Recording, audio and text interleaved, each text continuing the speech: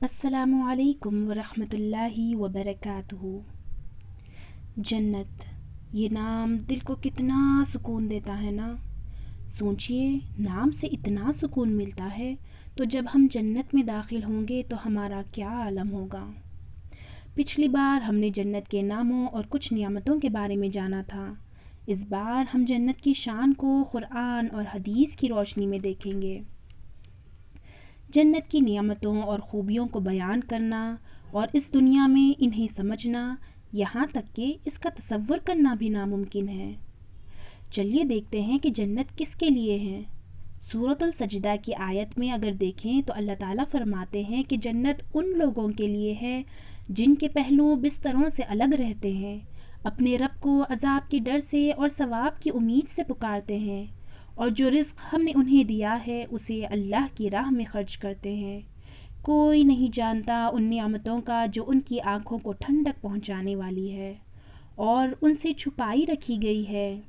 یہ نعمتیں بدلہ ہے ان اعمال کا جو وہ دنیا کی زندگی میں کرتے رہے۔ آپ صلی اللہ علیہ وسلم نے فرمایا، جنت میں چھڑی برابر جگہ دنیا اور اس میں موجود تمام نعمتوں سے افضل ہے۔ یہ صحیح بخاری کی حدیث ہے۔ اور ایک حدیث میں آپ صلی اللہ علیہ وسلم فرماتے ہیں کہ جنت کی نعمتوں میں سے کوئی ایک نعمت ناخن کے برابر بھی اس دنیا میں ظاہر ہو جائے تو زمین و آسمان روشن ہو جائے۔ سبحان اللہ۔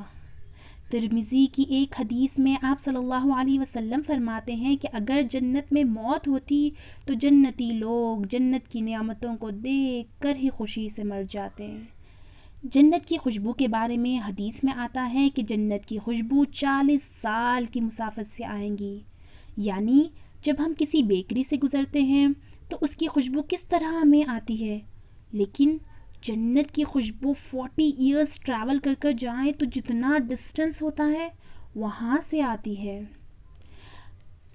آپ صلی اللہ علیہ وسلم کا فرمان ہے کہ جنت کی کوئی چیز بھی دنیا کی چیزوں سے نہیں ملتی سوائے ناموں کے۔ فار ایگزامپل، آپ یہاں پر کوئی فروٹ لیں، چاہے وہ کتنا ہی بیسٹ کوالٹی کا کیوں نہ ہو، دنیا کے چاہے کسی بھی کونے سے کیوں نہ منگایا ہو، چاہے وہ کتنا ہی میٹھا کیوں نہ ہو، لیکن اس کا کوئی کمپیریزن ہو ہی نہیں سکتا جنت کے میووں سے۔ اچھا، کیا آپ کی زندگی میں بہت تکلیف پریشانی ہے؟ اگر ہاں تو یہ حدیث سن کر آپ کو بہت راحت ملے گی۔ آپ صلی اللہ علیہ وسلم فرماتے ہیں، جو دنیا میں تکلیف جھیلتا ہے، چاہے وہ تکلیف کتنی ہی کیوں نہ ہو، جب اللہ تعالیٰ انہیں جنت میں ایک غوطہ لگائے گا اور پوچھیں گے، کیا کبھی تم نے کوئی دنیا میں تکلیف دیکھی، غم ورن سے کبھی تمہارا سابقہ پڑا، تو وہ جنتی کہے گا، اے میرے رب، مجھے تیری قسم، میں نے نہ کبھی تکلیف دیکھی نہ رنج و غم۔ جنت میں بھی جنتی ایک چیز کی حسرت کریں گے۔ کیا آپ کو پتا ہے کہ وہ کیا ہے؟